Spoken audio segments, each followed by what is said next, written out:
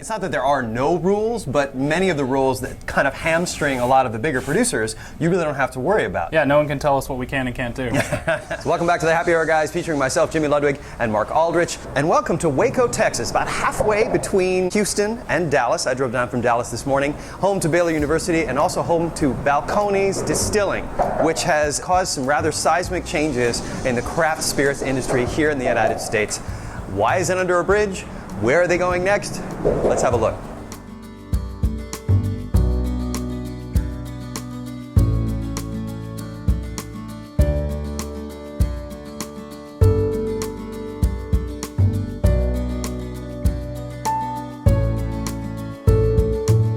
Yeah, I'm Jared Hempstead. I'm the distillery manager / head distiller. Try to keep the wheels on. And you've been here since the beginning, right? Since the beginning, yeah. What was it like back in the beginning? It's been a pretty crazy ride. I don't think we ever would have expected that we'd be doing what we're doing now on the scale we're doing it, both volume, just how widespread kind of our fan base is. I know, you guys have kind of, out of nowhere, become one of the darlings of the craft, especially the craft whiskey industry. I don't think we would have dreamed in a million years that we'd be where we are today. So all this deserves a little background. Let's talk about the history at Balcones and what they've been in the news for. And these guys have been in the news quite a bit. First opened in Waco in 2008 and quickly established a reputation for doing things their own way, making whiskey completely different from anybody else. So after opening, they labored fairly quietly for a while until they won Best in Glass, which is a blind tasting competition to award the best whiskey in the world released that year. Balcones went up in a blind test against whiskeys from all over the world, including Scotland, and they won. And as you can see by this article in the New York Times, the world then began to beat a path to their door. Now, obviously, with that kind of success, the need to expand, to create more product becomes paramount. And the original owner, Chip Tate, brought in some investors, and then the troubles began. Trouble is actually a benign way of describing it. What actually happened was a war between Chip Tate and everybody else. How did all this play out? Well, in many ways, it still is. But the upshot is that Chip Tate is no longer with the distillery, and everybody who's left is tired of talking about it and just wants to move forward and make great whiskey. we just wanted to make stuff we really liked and do it the right way. And you're excited about it, which yeah, is really at the end cool. of the day, that's really kind of what keeps us going. You guys been in this space since the beginning? This is the space we've been in since the beginning. We have a warehouse. Our barrel storage is a few blocks away, and we'll be moving in there near the end of the year in our new facility. And that's much bigger than this place, right? It's still probably a good third full already for barrels, because we've been storing barrels there for about 3 years. But new stills coming, new fermenters coming, so we can hopefully get a lot more of this out there and have people not quite so angry that they can't find it. You know? I'm Winston Edwards. I'm the brand ambassador at Balcones Distillery. Tell us a little bit about your lineup here. I know that you have 4, what you call your core 4, that are the most available. Yes, definitely. The core 4 would be Baby Blue, Texas Single Malt, Rumble, and Brimstone. We're bottling these pretty much on a monthly basis. Okay. So Baby Blue is 100% roasted blue corn.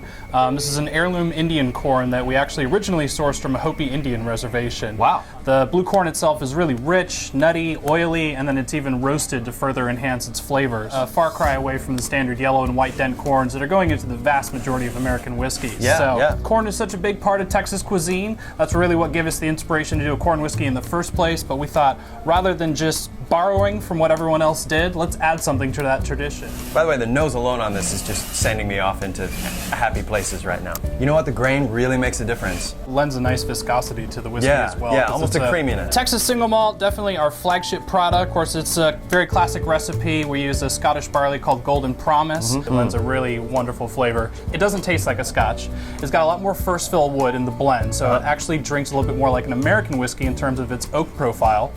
We definitely bottle it at a higher proof. It's at 53%. Much higher whereas proof. most Scotches are somewhere between 40 and 46. And then we don't use any peat in our single malt, so there's no smoky element to it whatsoever. Absolutely, I put that up against any whiskey in the world. You know, you have mash bill versus barrel character. There has to be balance. There has to be an equation between those that ends up on the palate in a way that sort of make something special. You guys really do that with this particular whiskey. Brimstone starts its life out the exact same way as the rest of our blue corn whiskeys do. Okay, so the blue corn is your base spirit here. Yes. Okay. So we actually do everything on the front end exactly the same. The difference is before we put that spirit in the barrel, the liquid itself gets smoked with Texas scrub oak. Huh. And we do that through a secret process, so don't ask me because I'd have to kill you. I would rather make it out alive. Yeah. Now, I'm a big fan of you know, a peaty whiskey. It's a different flavor. Wood smoke and peat smoke. Very different. Oh, yeah. They read totally differently. Huh. I've heard Brimstone described as the way you smell after drinking a bunch of whiskey around a campfire or a bonfire all night. I love this whiskey. Luckily, the level of people bitching about how hard it is to get and people happy that they found some kind of is even. It's kind of, it feels pretty balanced. Now, we could go on and on about all the whiskeys we got a chance to try that day, and boy, we tried some amazing stuff. But we wanted to look forward with this episode, and there are some big changes coming for Balcones. Now you guys are about to go from a 2,400 square foot space into a 65,000 square foot space. Yes, and we're going to have all the modern amenities like hot water and 2 bathrooms. Wow. That's weird. It's not going to be state of the art, you know. It's not going to be a highly mechanized, computer-controlled environment. Everything will still be pretty hands-on. Yeah. But it'll be a lot easier for us to accomplish the same things we do now, which will hopefully allow us to have even greater attention to detail to the final product. Very cool. Now that you have the bigger space, is there something that you've been sort of wanting to do that you haven't had an opportunity to yet? That you are like, oh, now I can flex a little bit of muscle and I can do that thing that I've been hoping to do. Is it just fulfilling orders, or is it more? No, there's a lot of experimentation we haven't been doing just because the volume for things people already want is so low. Right.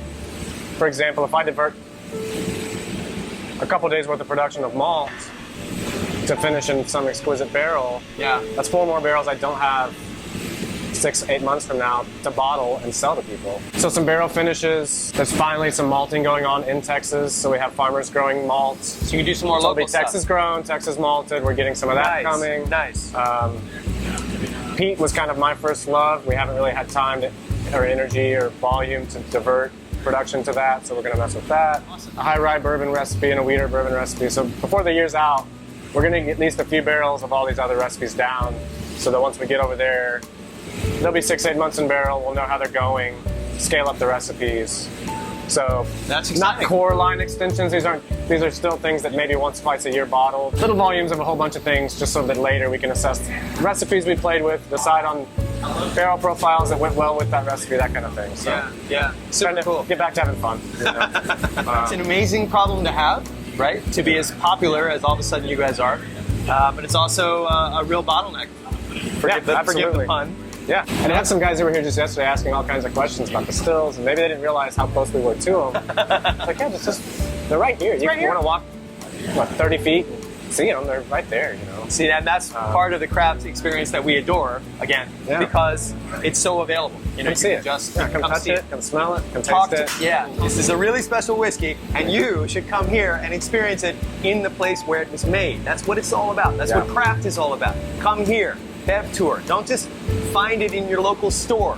What's really important is to come here, see where it's made, ask questions, talk to the people who make it. That's what it's all about. Absolutely. Yeah, man. Thank you so much for having us. Cheers. Cheers. And cheers to you guys.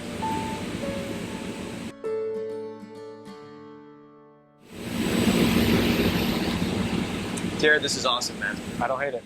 No, man, not at all.